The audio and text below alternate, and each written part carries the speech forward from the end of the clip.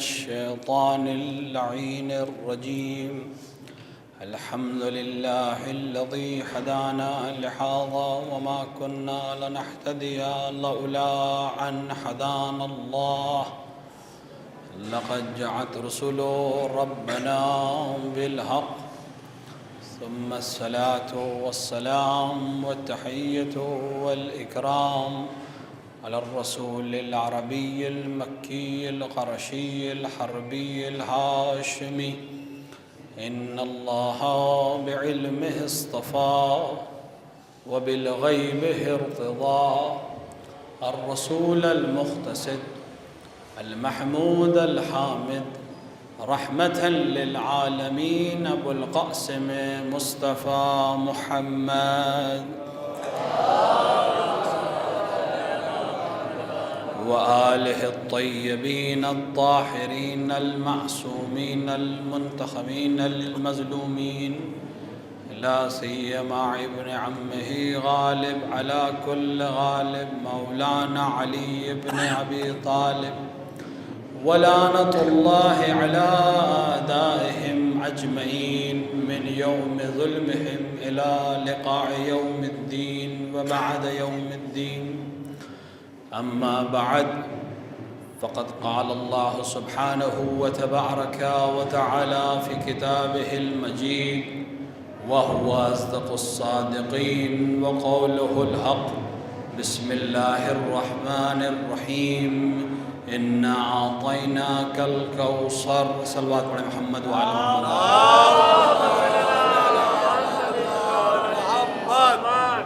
ظاہر کی بات ہے کہ مجلس اس طرف سے جس طرح پابند تھی اس طرح سے اس طرف بھی پابند ہے. مجھے 30 منٹ میں بات اپنی ختم کرنی ہے.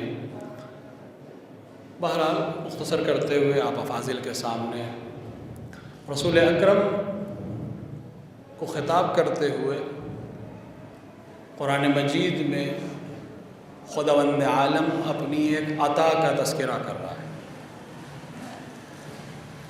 اور اس مختصر سی آیت میں اس عطا کی اہمیت کتنی زیادہ ہے اس کا اندازہ افاضل جو یہاں تشریف فرما ہے وہ بخوبی جانتے ہیں کہ اس ایک چھوٹی سی آیت میں اتنی تاکیدات کا استعمال کہ جہاں ان بھی ہے اس کے ساتھ نون کی پھر تاکید لگائی جا رہی ہے، کاف خطاب کے ذریعے تخصیص دی جا رہی ہے، عطا کے صیغے کے بعد نا کا استعمال کر کے اپنی عظمت کو بیان کیا جا رہا ہے.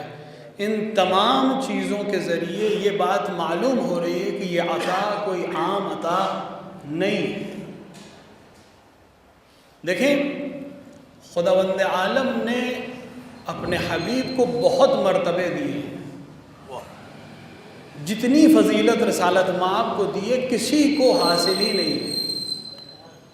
ایک الگ باب اسی لیے علامہ مجلسی نے بحار الانوار میں ایک الگ باب قائم کیا کہ رسول اکرم کی دیگر انبیاء پر کیا فضیلتیں ہیں اور کیا شرف ہے. یہ ایک الگ موضوع ہے کہ شرف کیا ہے اور فضیلت کیا ہے، دونوں میں فرق کیا ہے، یہاں موقع نہیں ہے. لیکن اتنے فضائل رسول اکرم سے مخصوص ہیں اور آپ کی ذات کی وجہ سے آپ کی امت سے مخصوص ہیں.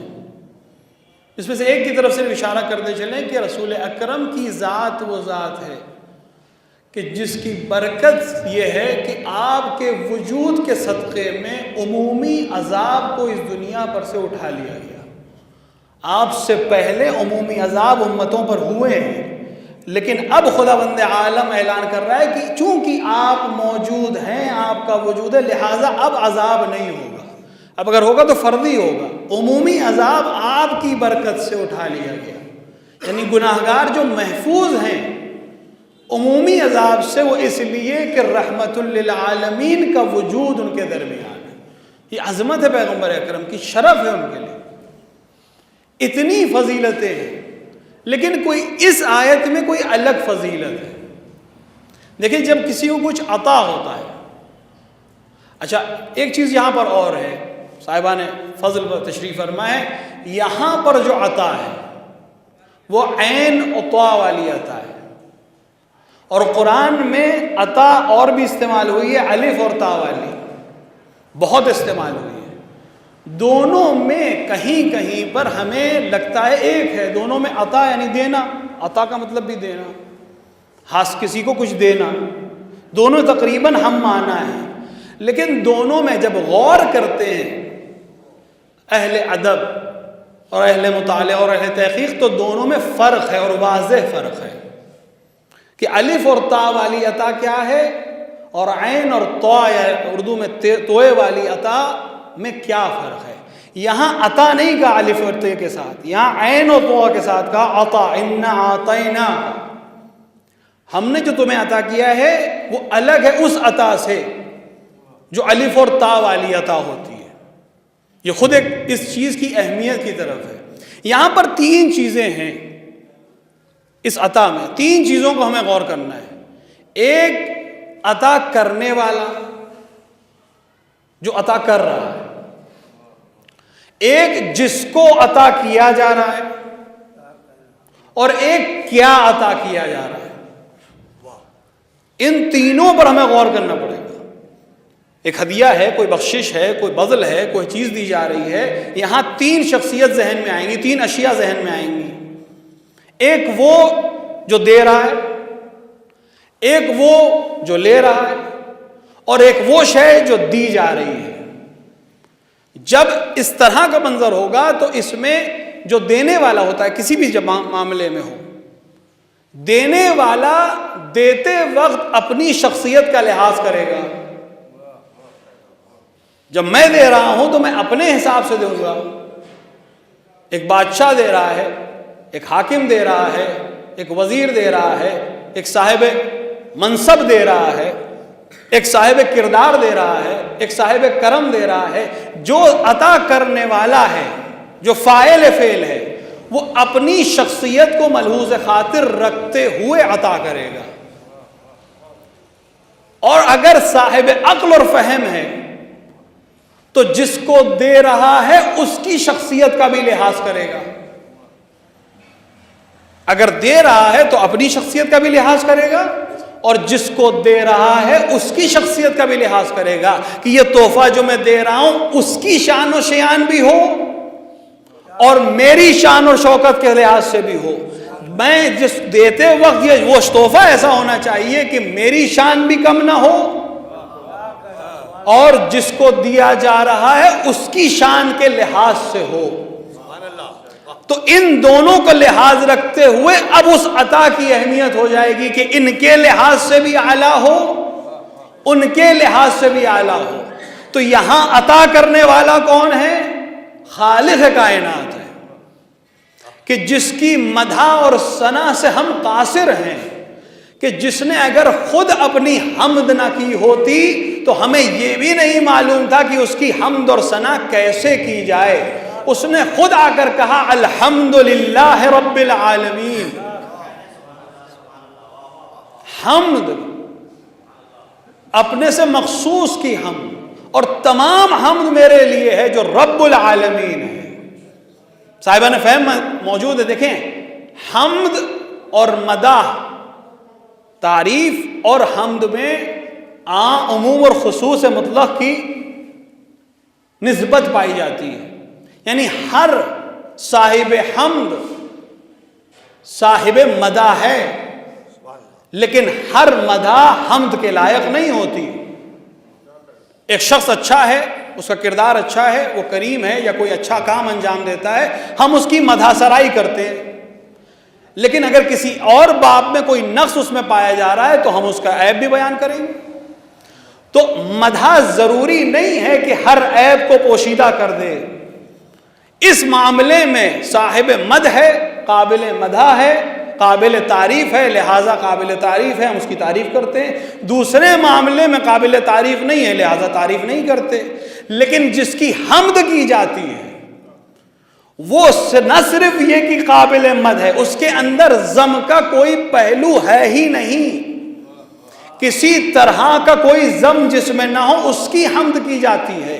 لہٰذا یہاں وہ خالق ہے جو اپنی حمد کرا رہا ہے، اور تمام حمد یعنی جتنی قسم کی مدح کا تصور کیا جا سکتا ہے، جتنی قسم کی تعریفوں کا تصور کیا جاتا ہے، وہ سب مجھ سے مخصوص ہیں۔ مجھ میں کوئی عیب نہیں ہے، اور میں اس طرح صاحب حمد ہوں کہ مجھے محمود بھی کہا گیا، حامد بھی کہا گیا۔ اب یہاں پر ایک اور فضیلت سامنے آتی ہے کسی اور ذات کی جو اسی کی طرف سے ہے، کہ جب ساری تعریفیں اور ساری حمد تمہارے لیے تھیں تو آپ محمود کیوں کہہ رہے ہیں؟ آپ کو تو محمد ہونا چاہیے تھا۔ جس کی تعریف کی جائے وہ ہے محمود، جس کی بہت زیادہ تعریف کی جائے وہ ہے محمد، تو خداوند عالم کو محمود کہہ کر کیوں رک گئے اور اس کے حبیب کو محمد کیوں کہا گیا؟ تو اس کی وجہ علماء نے بیان کی کہ جتنی بھی تعریف کی جائے، چونکہ مخلوق تعریف کر رہی ہوگی لہٰذا خالق کا حق ادا نہیں ہو سکتا، لہٰذا وہ صرف محمود بن کے رہ جائے گا جس کی حمد کی جا رہی ہے۔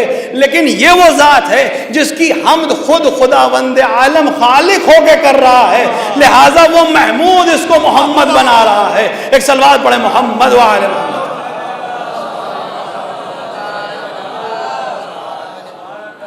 تو ایک طرف محمود ہے، صاحب حمد ہے، خالق ہے، ہر شے پر قابض ہے، جس کی حکومت کا کوئی دائرہ نہیں، کوئی حد نہیں، کوئی محدود نہیں۔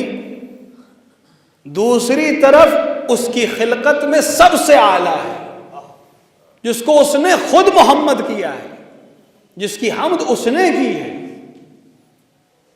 تو ایک طرف خالق ہے، دوسری طرف اس کی مخلوقات میں سب سے اعلیٰ ہے۔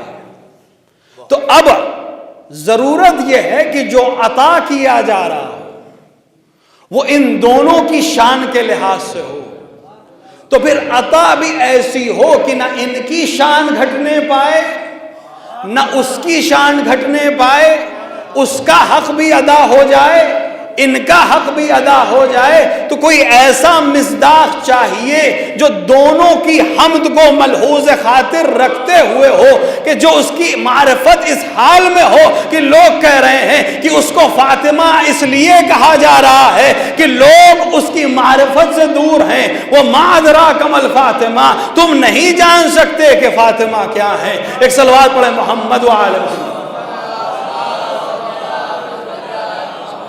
فاطمہ زہرا صلوات اللہ علیہ میں بلند صلوات۔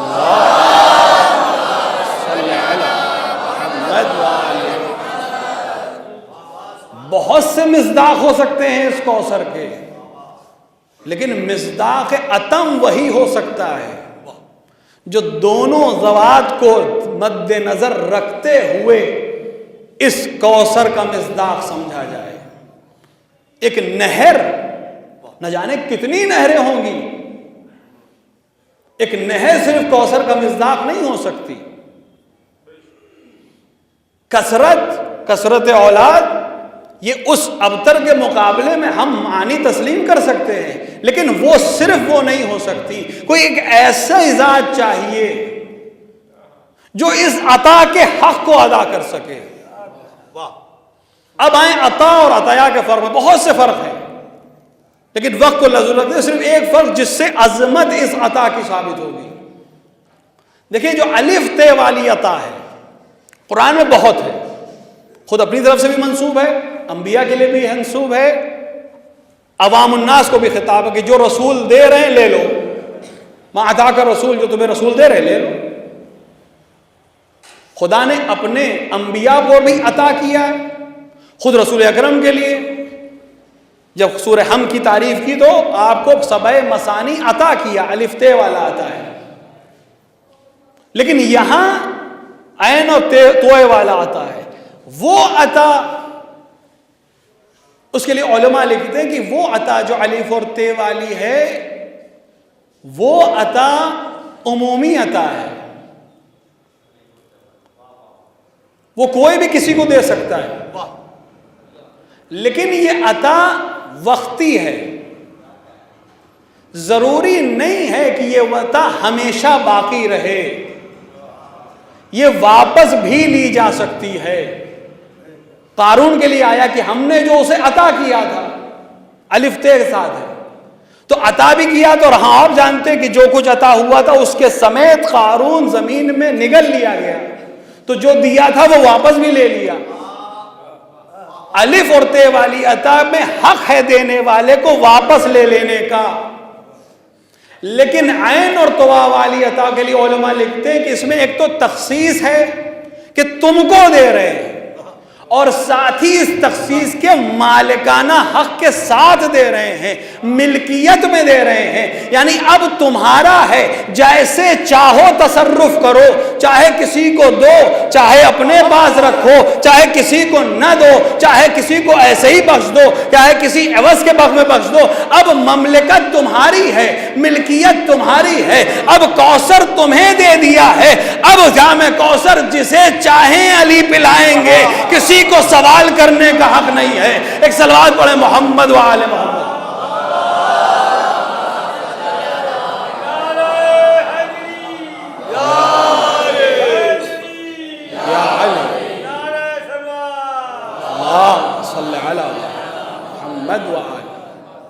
جب ملکیت دے دی تو اب حق نہیں ہے واپس لینے کا، دینے والے کو اب واپس لینے کا حق نہیں ہے، ملکیت میں دے دیا، ملکیت واقعی میں دے دیا ہے۔ اب جسے چاہیں عطا کریں، مجھے پوچھنے کا بھی حق نہیں ہے کہ ان کو کیوں دیا، ان کو کیوں نہیں دیا، کیونکہ میں مالک ہوں، جسے میں چاہوں گا دوں گا، ورنہ ملکیت ہی کیسے اگر کسی کو جواب دینا پڑے۔ اگر میری ملکیت ہے تو میں جس کو چاہوں دوں، اگر میں کسی کو جواب دے رہا ہوں تو اس کا مطلب ابھی ملکیت میری نہیں ہے، جو سوال کر رہا ہے ابھی اس کی ملکیت ہے۔ تو یہ ملکیت تمہیں دی جا رہی ہے، اب جسے چاہو عطا کرو، جیسے کہ جناب سلیمان کے لیے کہا گیا کہ یہ عطا ہے، عین و طوا والی عطا ہے، یہ ھذا عطا من ربک، تمہارے اللہ اور ہمارے رب کی طرف سے عطا ہے، اب جیسے چاہو اس کے ساتھ تصرف کرو، بغیر حساب، اس کا حساب نہیں کیا جائے گا۔ وہی عطا یہاں ہو رہی ہے، اِنَّا أَعْطَيْنَاكَ الْكَوْثَرَ، ہم تمہیں کوثر عطا کر رہے ہیں، اب ملکیت کوثر تمہارے پاس ہے، جیسے چاہو تصرف کرو، کوئی اس کے سلسلے میں تم سے سوال نہیں ہوگا، کسی کو حق حاصل نہیں ہے کہ تم سے واپس لے لے، تم جسے چاہو دو، کوئی سوال کرنے کے لائق ہے ہی نہیں، میں اختیار نہیں دے رہا ہوں۔ جب میں خالق ہو کر یہ اختیار تمہیں دے رہا ہوں تو کوئی اور کیسے آ کر تم سے سوال کر سکتا ہے؟ جس کو خالق عطا کر رہا ہے اس سے مخلوق کیسے باز پرس کر سکتی ہے؟ جب یہ حق خود خالق نے اپنے آپ سے سلب کر لیا کہ میں بھی حساب نہیں لوں گا تو کوئی اور آ کر کیسے حساب کر سکتا ہے؟ تو یہ عطا اتنی عظیم ہے کہ ائمہ نے کہا وَمَا أَدْرَاكَ مَا الْفَاتِمَةُ، تم نہیں سمجھ سکتے کہ فاطمہ کیا ہے، عطائے الہی ہیں پروردگار کی طرف سے اپنے سب سے اعلیٰ مخلوق، اپنے سب سے پسندیدہ خلق کے لیے۔ اور جس طرح سے پیغمبر نے احترام کیا، وہ بتا رہا تھا کہ یہ صرف باپ اور بیٹی کا معاملہ نہیں ہے، یہ اس عطا کا معاملہ ہے۔ اور اسی لیے بعض علماء نے کہا کہ جہاں خداوند عالم کہہ رہا ہے وَسَوْفَ يُعْطِيكَ، اور ان قریب ہم تمہیں دے دیں گے کوئی ایسی چیز عطا، وہاں بھی عین و طوا والا ہے، ایسی چیز سے آپ راضی ہو جائیں گے۔ کمال پیغمبر یہی ہے کہ تمام انبیاء کو ہم اگر دیکھیں اور ان کی سیرت اور ان کے کردار کو پڑھیں تو تمام انبیاء صرف اپنی عمر اس کوشش میں گزار رہے ہیں، بعض انبیاء کی 1000 سال سے زیادہ کی عمر ہے، صرف اس کوشش میں اور اس جد و جہد میں عمر گزار رہے ہیں کہ خدا ان سے راضی ہو جائے۔ اور مقام محمد یہ ہے کہ خداوند عالم کہہ رہا ہے کہ عنقریب ایسی عطا کریں گے کہ تم ہم سے راضی ہو جاؤ، یعنی فرق یہ ہے کہ وہ انبیاء اور ہیں جو خدا کو راضی کرنا چاہتے ہیں، مقام محمد اور ہے کہ خدا اسے راضی کرنا چاہتا ہے۔ ایک صلوات پڑھیں محمد و آل محمد۔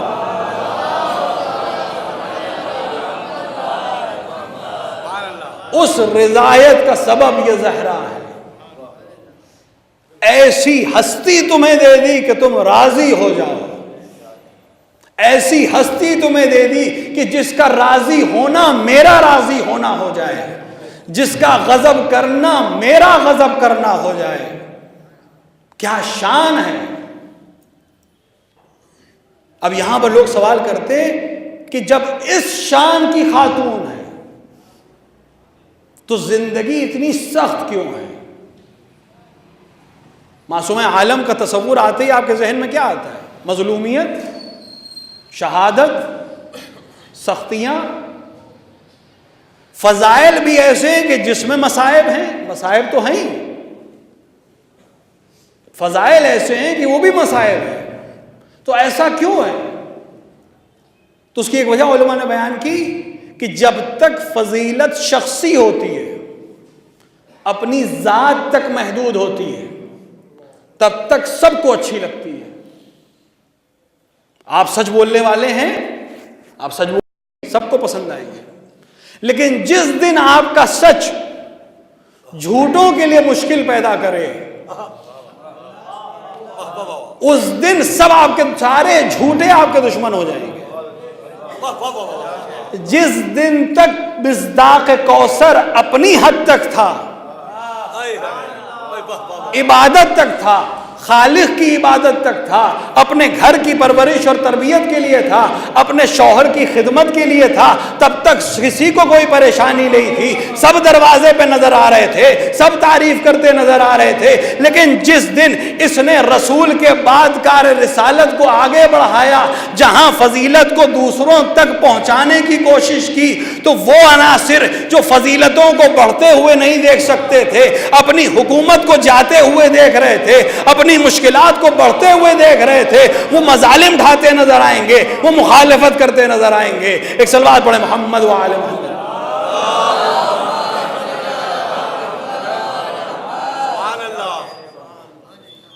یہی وجہ ہے اس کو عطا کرنے کی. ایک وجہ یہ ہو سکتی ہے, ایک حکمت یہ ہو سکتی ہے, یہ عطا جو آپ کو دی جا رہی ہے یہ صرف نسلاً آپ کو ابتر ہونے سے نہیں بچائے گی, بلکہ آپ کے پیغام کو بھی ابتر نہیں ہونے دے گی. جو رسول کی پوری محنت ہے وہ آپ اور ہم سب جانتے ہیں اس محنت کا نام, کہ جس کے لیے لہجہ بدل گیا پروردگار کا کہ یہ نہیں پہنچایا تو کچھ نہیں پہنچایا. تو وہ اسرا ہے 23 برس کی محنت کا, بلکہ 1,24,000 انبیاء کی محنت کا اسرا ہے, جسے ہم غدیر کہتے ہیں. اب اس غدیر کو اگر بھلایا جانے لگے گا تو ہم ایسا کوثر تمہیں عطا کر رہے ہیں کہ وہ بھلانے نہیں دے گی. وہ ایسی آواز بلند کرے گی کہ اب رہتی دنیا تک کوئی غدیر کا انکار نہیں کر پائے گا.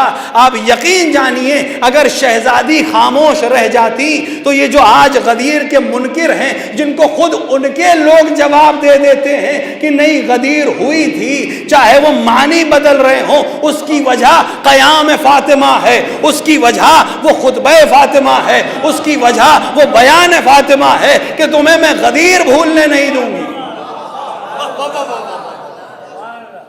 اور غدیر کی یاد کیوں دلا رہی تھی؟ کہ شوہر کو حکومت مل جائے؟ نہیں, یہ خلاف شرف فاطمہ ہے کہ حکومت کے لیے جا رہی ہے. کس کو؟ علی کو حکومت. جب علی کو حکومت مل گئی, آپ کی سنی ہوئی روایت ہے, جب مل گئی حکومت, چھوٹی موٹی حکومت نہیں تھی. یہاں تو ایک گاؤں کا پردھان انسان بننے کے لیے نہ جانے کتنی قربانیاں کرنے کو تیار ہے. چھوٹی سی کسی گاؤں قریے کی حکومت نہیں تھی. آج کے جغرافیائی نقشے پر دنیا کے اس وقت جو پولیٹیکل میپ ہے اس میں 54 سے زیادہ ملک ہیں جس پر علی حکومت کر رہے تھے, جن میں ایک حجاز ہے جسے اب سعودی عرب کہتے ہیں, ایک عراق ہے, ایران ہے, شام ہے, مصر ہے, اور نہ جانے کتنی حکومتیں. اس وقت کی تقریباً آباد نصف دنیا پر حکومت ہو جس کی, ابن عباس آ رہے ہیں، علی اپنی جوتیوں کو ٹاک رہے ہیں، وہ جوتیاں ایسی حالت میں کہ کوئی اور اسے ٹاک بھی نہیں سکتا سوائے علی کے، کہ کچھ ملک سے وفود آئے ہیں، دیگر ممالک سے، آپ سے ملنا چاہتے ہیں۔ علی نے ایک بار کہا کہ اے ابن عباس، ان جوتیوں کی کیا قیمت ہوگی؟ دیکھیں سوال مادی تھا، ورنہ جواب بھی اسی لیے ابن عباس نے مادی دیا، ورنہ وہ جوتیاں جو علی کے پیروں میں سج چکی ہوں ان کے عوض تو کائنات دے دی جائے تو کم ہے، لیکن سوال مادی تھا تو جواب بھی مادی کیا کہ مولا اسے تو کوئی بھی نہیں لے گا، اس کی کوئی قیمت ہی نہیں ہے۔ علی نے کہا کہ یہ جوتیاں جو تمہاری نظر میں بالکل بے قیمت ہیں، یہ تمہاری حکومت اور تمہاری دنیا میری نظر میں ان جوتیوں سے زیادہ ادنا اور پست ہے۔ لیکن پھر وہیں جواب دے دیا کہ پھر آخر حکومت کیوں؟ کیا حکومت اس لیے کر رہا ہوں کہ میں چاہتا ہوں عدل قائم ہو، انصاف قائم ہو۔ تو وجہ بتا دی کہ ہم حکومت کے خواہاں نہیں ہیں، حکومت ہمارا مقصد نہیں ہے، حکومت ایک وسیلے کا نام ہے کہ عدل قائم ہو، انصاف قائم ہو۔ بس علی نے معیار بتا دیا، جہاں جہاں حکومت مقصد ہو جائے اس کا تعلق سقیفہ سے ہے، جہاں حکومت وسیلہ ہو، مقصد دین ہو، مقصد شریعت ہو، مقصد عدالت ہو، اس کا تعلق غدیر سے ہے۔ ایک صلوات پڑھیں محمد و آل محمد۔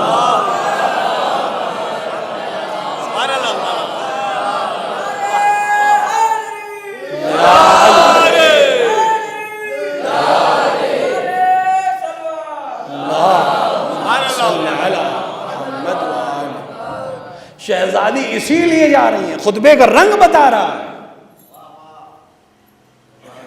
کہ اپنے ابن عم کے لیے، اپنے شوہر کے لیے حکومت اس لیے نہیں کہ حکومت چاہیے، اس لیے کہ اگر عدالت کا قیام ہونا ہے تو حکومت چاہیے، اور اگر تم عدالت تک پہنچنا چاہتے ہو تو عدالت علی کے دامن میں ملے گی۔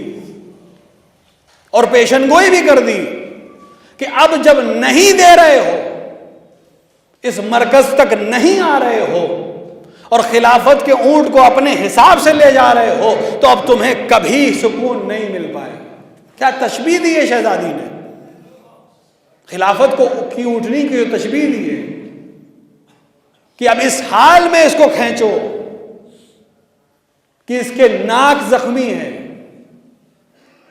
یہ خلافت کی اونٹ کی اونٹنی، اس کی ناک زخمی ہے، اس کے گھٹنے زخمی ہیں اور اس کی پیٹھ زخمی ہے۔ اونٹ کی مہار اس کی ناک میں ڈالی جاتی ہے، اگر ناک زخمی ہے تو آپ اس کو کھینچ نہیں سکتے، یعنی اب اس خلافت کو تم اپنے حساب سے کھینچ نہیں پاؤ گے، یہ چلنے کے لائق نہیں ہے۔ اگر اونٹ کے گھٹنے زخمی ہیں تو وہ بیٹھ نہیں سکتا، یعنی اب یہ کہیں سکون سے ثابت ہو نہیں پائے گا، رک نہیں پائے گا، اور اگر اس کی پیٹھ زخمی ہے تو تم اس پہ سواری نہیں پا سکتے۔ تو یہ خلافت کا اونٹ اب تمہارے حال میں اس طرح ہے کہ نہ یہ راستہ صحیح سے چل سکتا ہے، نہ سکون سے کہیں بیٹھ سکتا ہے، نہ تم کو سواری دے کر کہیں پہنچا سکتا ہے۔ اب یہ خلافت کی اونٹنی تم اس طرح لے کر چلو کہ سوائے خون کے، سوائے نقصان کے تمہیں اس سے کچھ حاصل نہیں ہوگا۔ اور حکومت اس لیے کہ عدل قائم ہو، انصاف قائم ہو۔ اور علی نے جب حکومت حاصل کی تو عدل اور انصاف کو قائم کیا۔ شہزادی نے آواز ہی اسی لیے اٹھائی تھی کہ میں آج اعلان کر دوں کہ عدل اور انصاف کی حکومت چاہنا اور ہے اور حکومت کو حاصل کرنا اور ہے۔ عدل اور انصاف قائم کرنے کے لیے حکومت وسیلہ تو ہو سکتی ہے، ہدف نہیں ہو سکتی۔ حکومت ہمارا ہدف نہیں ہے، حکومت ہمارا وسیلہ ہے۔ اگر عدل اور انصاف قائم کرنے کے لیے حکومت مل رہی ہے تو بے شک ہمیں قبول ہے، لیکن اگر حکومت اس شرط پہ ملے کہ عدل اور انصاف سے کوئی راستہ نہ ہو تو اسے ہمیں قبول نہیں ہے، ہمیں وہ حکومت نہیں چاہیے۔ اور یہ ہم سب کے لیے پیغام ہے کہ جہاں وہ کردار دکھائی دے، جہاں ہدف حکومت ہو، چاہے دین بک رہا ہو، تو پھر اس کا شہزادی سے کوئی تعلق نہیں ہے۔ تاریخ گواہ ہے، ہم علماء کو یاد کرتے ہیں، کبھی شہید اول کو یاد کرتے ہیں، کبھی شہید ثانی کو یاد کرتے ہیں، کبھی قاضی نور اللہ شستری کو یاد کرتے ہیں۔ یہ سب کیوں شہید ہیں؟ اور ان سب میں کیوں جناب زہرا کا ہمیں کوئی نہ کوئی اشارہ مل جائے گا؟ کبھی جنازے کے سلسلے میں خواب آئے گا، کبھی دفن کے سلسلے میں تاکید آئے گی۔ کیوں؟ کیونکہ جناب زہرا آ کر تاکید کر رہی ہیں کہ یہ میرے خطبے کی روشنی میں عمل کر رہے ہیں۔ بہت آسان تھا ان کے لیے کہ عہدے اور منصب پر رہ جائیں اور حکومت سے ساز باز کر لیں۔ آج ہمیں مل جاتے، تاریخ میں دونوں کردار آپ کو مل جائیں گے۔ جہاں حکومت حاصل رکھنے کے لیے، عہدے پہ باقی رہنے کے لیے علماء نے قلم بیچ دیا، دین بیچ دیا۔ مثالیں بھری ہوئی ہیں تاریخ میں۔ اور جہاں دوسری طرف وہ کردار ملے گا کہ میں اگر چاہوں تو حکومت سے ساز باز کر کر پوری مملکت کا قاضی القضات رہ سکتا ہوں، لیکن میں فاطمی ہوں، میرا تعلق غدیر سے ہے، میں حکومت بچانے کے لیے علی کی ولایت کے خلاف نہیں جا سکتا، میں دین نہیں بیچ سکتا۔ ہاں مجھے قتل ہونا منظور ہے، میرے جنازے کو درگور کر دینا منظور ہے، لیکن میں دین فروشی نہیں کر سکتا۔ اسی لیے دین اتنا اہم ہے۔ جناب زہرا نے اپنی قربانی کے ذریعے سے اس کو ثابت کر دیا کہ ہم جیسے مصلحت پسند آ کر یہ نہ کہیں کہ مصلحت یہ ہے کہ چپ رہا جائے۔ شہزادی سے بہتر کون دین بیان کرے گا؟ شہزادی جو کریں وہ دین ہے۔ شہزادی کو بتانے کی ضرورت نہیں ہے میں نے کیوں کیا۔ شہزادی معیار شریعت ہیں، جو کہیں وہ دین ہے۔ علماء ان کے قول کی روشنی میں فتویٰ دیتے ہیں۔ فقیہ مفقود جناب آیت اللہ علامہ سید محمد شیرازی رحمۃ اللہ علیہ نے پوری 5 جلد کتاب لکھی من فقہ الزہرا۔ خطبہ جناب زہرا سے کتنے فقہی نکات نکل سکتے ہیں، 5 جلد میں۔ فقیہ جب خطبے کی طرف نظر کرتا ہے تو اس شہزادی کے خطبات سے فتوے دیتا ہے۔ یہی فرق ہے، یہ ان لوگوں کے لیے جواب ہے جو آج ایک نیا دور چلا ہوا ہے کہ ہم غیر معصوم کی تقلید نہیں کرتے۔ تقلید ہوتی ہی غیر معصوم کی ہے، معصوم کی اطاعت کی جاتی ہے۔ معصوم جو کہتا ہے وہ شریعت ہے، فقیہ اس شریعت کی روشنی میں اپنی نظر پیش کرتا ہے۔ معصوم سے نہیں پوچھا جا سکتا یہ کیوں، یہ کیسے۔ معصوم جو کہہ دے وہی قانون ہے، معصوم جو کر دے وہی قانون ہے، معصوم کے سامنے اور معصوم خاموش رہے وہی قانون ہے۔ فقیہ سے آپ دلیل مانگیں گے، معصوم خود دلیل ہے۔ زہرا دلیل ہیں، اور زہرا کا عمل بتا رہا ہے کہ ولایت علی اتنی اہم ہے کہ میں پردے میں رہنے والی زہرا دربار میں جا کر وہ خطبہ دے کر بتائے گی کہ اب حجاب کا مسئلہ نہیں رہ گیا، اب ولایت علی کو ثابت کرنا ہے، میں باہر نکل کر کوثر ہونے کا مصداق پورا کروں گی۔ ایک صلوات پڑھیں محمد و آل محمد۔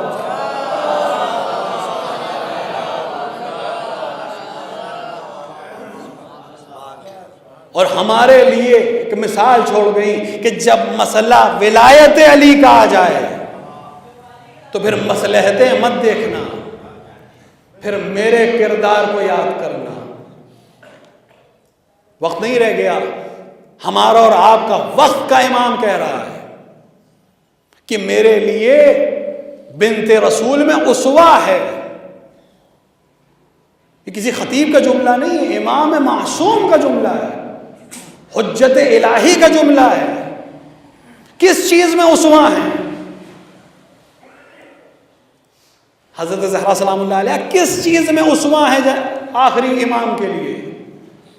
تثبیت ولایت علوی۔ ولایت علوی اتنی اہم ہے کہ میری قربانیاں بتا دیں گی اس کی اہمیت۔ جتنا ہدف اہم ہوتا ہے قربانی اتنی ہی اہم ہوتی ہے، اتنی اہم ہے کہ میں اپنے دروازے کو جلنے کو برداشت کروں گی، میں در و دربار کے درمیان آنے کو بھی برداشت کروں گی، میں ان تازیانوں کو بھی برداشت کروں گی جو دفاع امام کی وجہ سے مجھ پر لگائے جائیں گے۔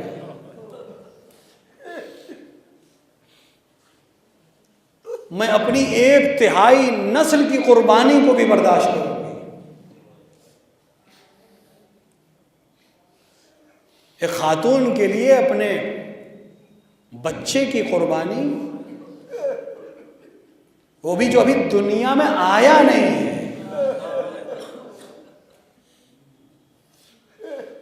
اہمیت ولایت علوی، تثبیت ولایت علوی، وہ شہزادی جو نابینا سے پردہ کرتی ہو، وہ بھرے مجمع میں جا کر تقریر کرے،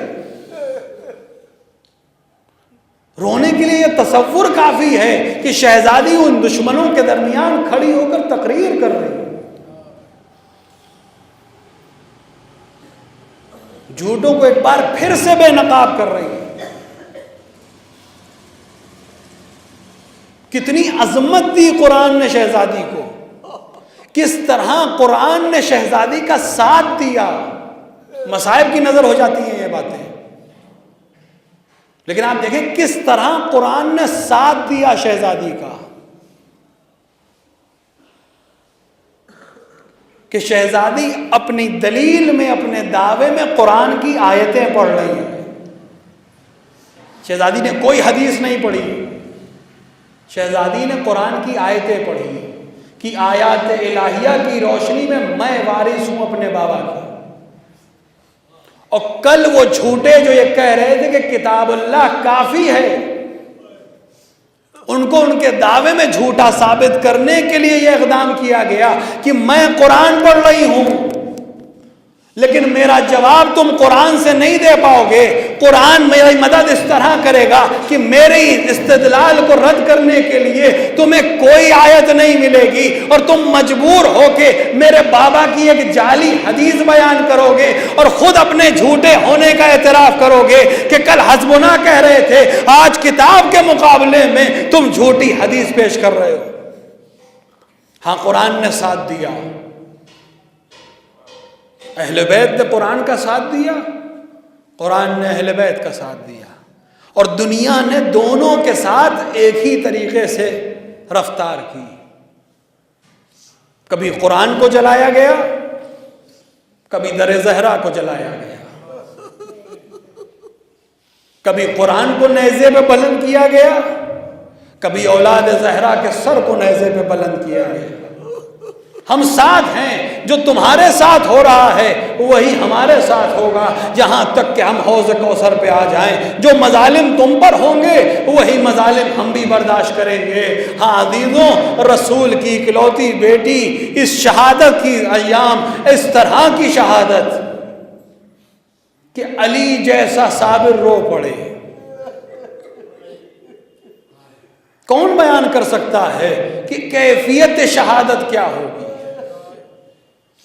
نہ ہم بیان کر سکتے ہیں، نہ ہم سمجھ سکتے ہیں۔ جو کچھ ہمارے ذہنوں تک آتا ہے، جو قلب کی گہرائی کچھ حد تک سمجھ پاتی ہے، بس وہی بیان ہو جاتے ہیں۔ لیکن جس پر مصائب گزرے ہیں یا وہ جانتا ہے، یا جو اس کے ساتھ اس طرح سے تھا کہ یہ کہہ رہا ہے کہ اب تمام راتیں تمہاری یاد میں گزریں گی، اب میری زندگی میں کوئی خوشی نہیں ہے۔ اے زہرا، آپ کے جانے سے علی کی زندگی تاریک ہو گئی ہے، اب یہ دائمی زخم ہے جس کے ساتھ علی زندگی گزارے گا۔ ہاں، شہزادی اس دنیا سے چلی چلی گئیں، اس حال میں گئیں کہ دنیا سے رنجیدہ ہیں، اس حال میں گئیں کہ یہ اعلان کرتی گئی کہ دشمن میرے جنازے پہ نہ آنے پائیں، اس حال میں گئیں اے علی مجھے رات کے تاریکی میں غسل دینا، مجھے رات کی تاریکی میں کفن پہنانا اور مجھے رات کی تاریکی میں دفن کرنا۔ ہاں صدیقہ آپ نے وصیت کر دی، لیکن علی کے لیے کتنا سخت ہے اس وصیت پر عمل کرنا، یہ کوئی علی کے قلب سے پوچھے۔ سلمان سے روایت ہے کہ جب ہم علی جناب زہرا کو غسل دے رہے تھے تو ہم کو تاکید کی گئی تھی کہ کوئی بلند آواز میں گریہ نہ کرے کیونکہ دشمنوں کو خبر ہو جائے گی، اور زہرا نے تاکید کی ہے کہ دشمن جنازے پہ نہ آنے پائے۔ اسی اثنا میں ایک دفعہ علی نے چیخ ماری اور گریہ کرنا شروع کیا۔ ارے میں اس وقت تو کچھ نہ کہہ سکا، اور بعد میں نے پوچھا اے میرے صابر امام، اے دنیا کے شجاع ترین انسان، آخر اس وقت کیا ہوا جو آپ سب کو تاکید کرنے کے باوجود خود بے چین ہو کے گریہ کرنے لگے؟ ارے آواز دی، تم نے دکھتی رگ پر ہاتھ رکھ دیا۔